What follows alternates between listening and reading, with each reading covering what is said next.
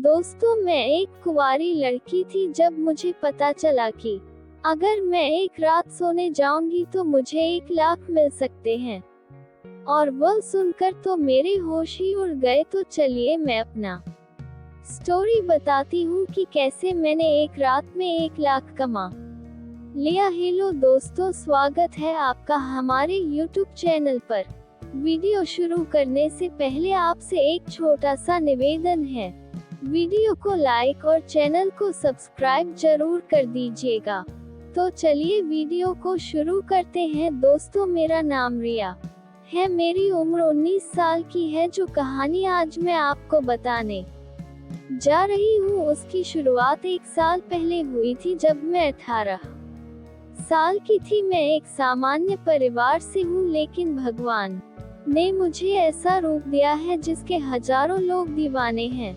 और आज अपने इस रूप और बदन के कारण मैंने अपनी और अपने परिवार की हर जरूरत को पूरा किया है। मैं जब स्कूल में थी और उसके बाद फिर जब मैं कॉलेज में थी, वहाँ मैंने कभी किसी लड़के को अपने करीब तक नहीं आने दिया था, जबकि मेरे पीछे लड़कों की लाइन लगी हुई थी। मुझे ये सब पता था कि लड़के लड़कियों के बीच क्या क्या होता है, मुझे इस सब की सारी जानकारी थी। लेकिन मुझे अपने परिवार की इज्जत काफी प्यारी थी। मेरा चेहरा दिखने में काफी खूबसूरत और आकर्षक है और मेरा फिगर बिल्कुल सांचे में तराशा हुआ है। और आजकल के मर्दों को ऐसा फिगर काफी पसंद आता है। जब भी मैं कॉलेज ड्रेस में कॉलेज जाती थी तो मेरे ड्रेस के सामने से मेरे तन को लोग काफी गंदी नजर से निहारते थे। ऊपर वाले ने मुझे ऐसा बदन दे दिया है जिसको पाने के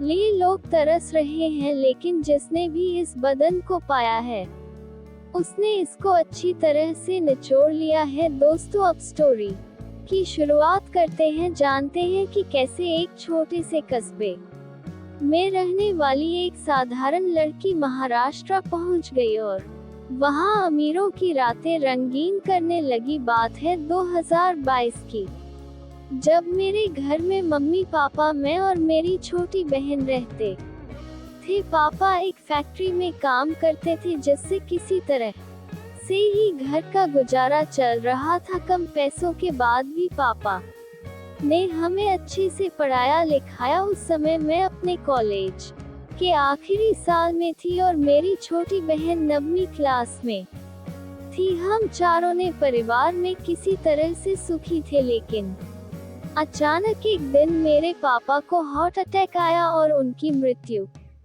हो गई। पापा के जाने के बाद घर में जैसे दुख का पहाड़ छा गया। घर चलाने के लिए पैसों की बेहद किल्लत होने लगी, जिसके कारण मम्मी को एक कपड़े की दुकान में काम करना पड़ा। किसी तरह से मैंने अपने कॉलेज का आखिरी साल पूरा किया और उसके बाद आगे की पढ़ाई न करते हुए किसी काम की तलाश में लग गई। लेकिन मैं जहाँ भी काम के लिए जाती थी तो किस्मत मेरा साथ नहीं देती थी। एक हमारे छोटे से कस्बे में किसी भी काम के लिए इतने कम पैसे मिलते थे कि उससे कुछ होने वाला नहीं था। मैं अपनी छोटी बहन की पढ़ाई पूरी करवाना चाहती थी और इसके लिए मेरा काम करना बेहद जरूरी था। काम की तलाश करते हुए मैंने अपने कस्बे में जगह जगह प्रयास किया, लेकिन मेरे हाथ में कुछ नहीं लग रहा था। घर की हालत खराब होती जा रही थी और उसके कारण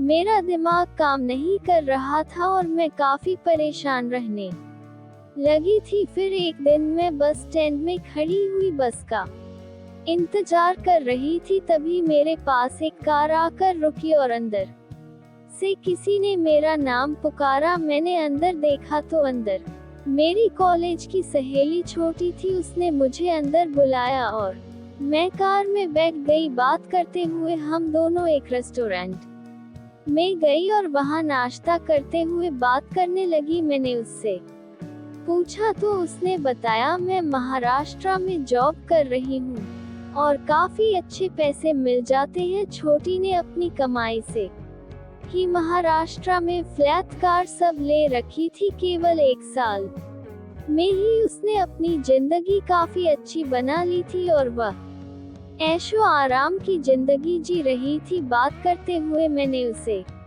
अपनी परेशानी के बारे में बताया तो उसने मुझसे कहा, अगर तुझे सच में पैसों की जरूरत है तो मेरे साथ महाराष्ट्र चलो, वहाँ मैं तेरी जॉब का इंतजाम कर सकती हूँ। अगर तुझे जॉब पसंद आएगी तो ठीक है, तू वहीं मेरे साथ रहकर जॉब कर लेना। अगर तुझे जॉब पसंद नहीं आया तो तुम वापस लौट आना।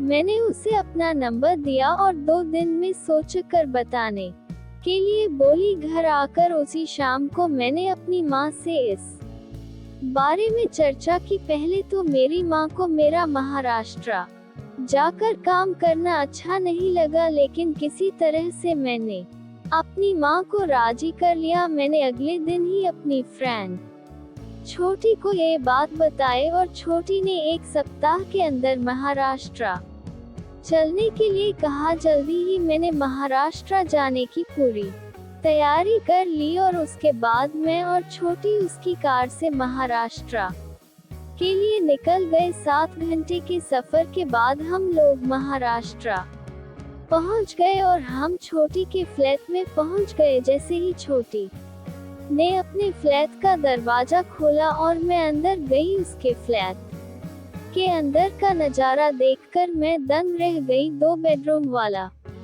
आलीशान फ्लैट जिसके हर कमरे में एयर कंडीशनर लगा हुआ था, शानदार सोफा और शानदार बेड के साथ साथ बेहतरीन किचन। केवल 1 साल में ही छोटी ने इतनी कामयाबी हासिल कर ली थी। यह सब देखते हुए मैंने उससे पूछ ही लिया, छोटी यह सब तूने अकेली कैसे कर लिया और तुम्हारा सैलरी कितनी है? इसका जवाब देते हुए उसने कहा, सैलरी तो मेरा बहुत है, जितना काम उतनी सैलरी और आगे तुझे सब पता चल जाएगा, चिंता ना कर। तुम अभी महाराष्ट्र आए हैं, यहाँ कुछ दिन एंजॉय करो और घूमो फिरो, यहाँ तुझे किसी प्रकार की कोई दिक्कत नहीं होने वाली है। 2 दिन मैं छोटी के साथ रही और छोटी ने मुझे महाराष्ट्र घुमाया। तीसरे दिन दोपहर में हम दोनों उसके फ्लैट में आराम कर रहे थे, तभी उसके पास किसी का फोन आया। उसे बात करने के बाद छोटी ने मुझसे कहा, आज मुझे जॉब में जाना पड़ेगा और रात में तुझे अकेली ही रहना होगा।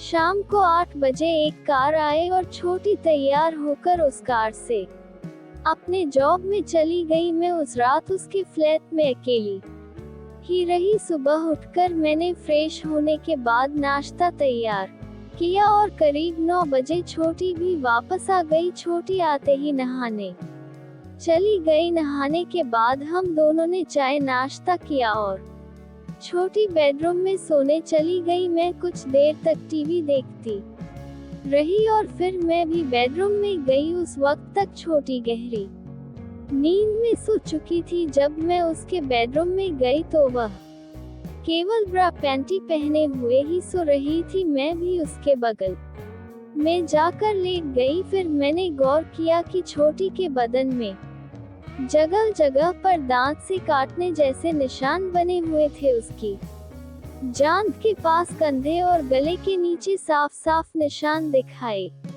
दे रहे थे। उस वक्त मेरे मन में बड़ा अजीब ख्याल आया कि कहीं छोटी कुछ गलत काम तो नहीं कर रही है। फिर मैंने सोचा कि हो सकता है कि यह मेरा वहम हो। उसी दिन शाम को जब मैं और छोटी खाना खा रही थी तो मैंने छोटी से पूछ ही लिया, तुम क्या जॉब करती है? पहले तो छोटी टाल मटोल करती रही, लेकिन जब मैंने उससे उसके बदन पर पड़े निशान के बारे में पूछी तब उसने मुझे सब कुछ खुलकर बताया। उसने बताया, जब मैं पहली बार महाराष्ट्र आई थी तो मुझे कहीं भी जॉब नहीं मिल रहा था और तब मेरी मुलाकात एक एजेंट से हो गई और उसकी मदद से ही मैं एक हाई प्रोफाइल कॉल गर्ल बन गई।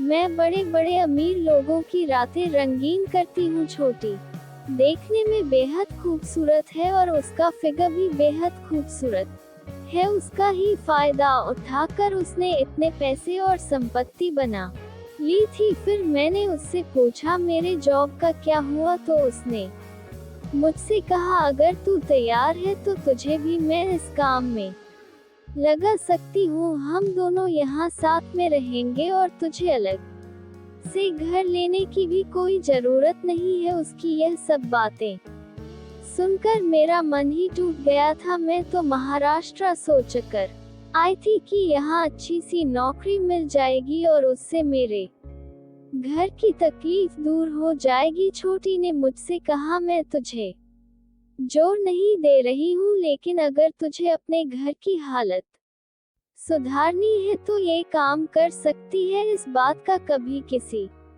को कुछ पता नहीं चलेगा और यह बात हमेशा हम दोनों के बीच ही रहेगी। उस वक्त मैंने छोटी को किसी तरह की कोई सहमति नहीं दी और बिना कुछ बोले चुपचाप खाना खाने के बाद कमरे में सोने चली गई। रात में मैं केवल बिस्तर पर लेटी हुई थी, लेकिन नींद मेरी आंखों में कहीं भी नहीं थी। मैं छोटी की बातों को बड़े गौर से सोच रही थी। अपने और अपने घर के हालात देखते हुए मैंने सोचा कि मैं एक लड़की हूँ और कभी ना कभी किसी ना किसी के साथ तो मुझे करना ही है। ज्यादा से ज्यादा क्या होगा, मेरी शादी नहीं होगी, लेकिन मेरे कारण मेरी बहन का तो भविष्य बन जाएगा। और यहाँ महाराष्ट्र जैसे शहर में मुझे कौन पहचानता है और किसी को क्या पता चलने वाला है कि मैं महाराष्ट्र में क्या करती हूँ। यही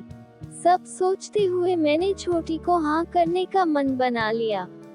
अगली सुबह जब मैं और छोटी चाय पी रही थी, तभी मैंने छोटी को अपने मन की सारी बातें बता दी और उसे कहा अगर यह बात हमेशा गुप्त रहेगी तो मैं तैयार हूँ, लेकिन हम दोनों यहाँ क्या करते हैं गांव में कभी किसी को भनक भी नहीं लगनी चाहिए। छोटी मेरी बातों से पूरी तरह से सहमत थी और उसने मुझसे वादा किया हम दोनों महाराष्ट्र में क्या करते हैं ये बात जिंदगी में कभी भी गांव तक नहीं जाएगी। उसी दोपहर में छोटी ने किसी को फोन किया और उससे बात करने के बाद मुझे कहा शाम को तैयार होकर रहना, एक एजेंट आने वाला है, वह तुझसे मिलना चाहता है। दोपहर में ही हम दोनों ब्यूटी पार्लर गए, जहां छोटी ने मेरे बॉडी का पूरा वैक्स करवाई और मसाज फेशियल भी करवाए। उसके बाद तो मेरा पूरा बदन और